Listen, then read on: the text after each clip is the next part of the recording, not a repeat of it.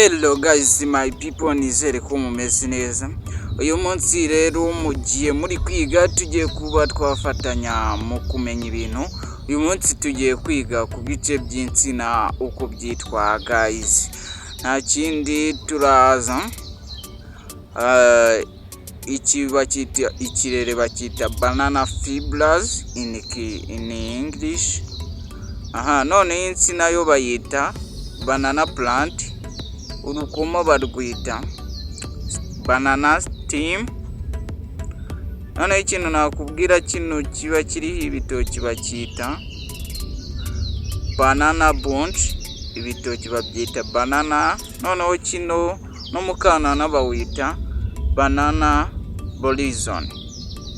Ntiwibagirwe kudufollowinga, ntiwibagirwe kuduha like ku mbuga zacu nkoranyambaga ni Radiant Empire 450. Thank you. Mwibutse ko nandi wajya usanga zino video zigisha atari kuri Radiant Empire 450 guys.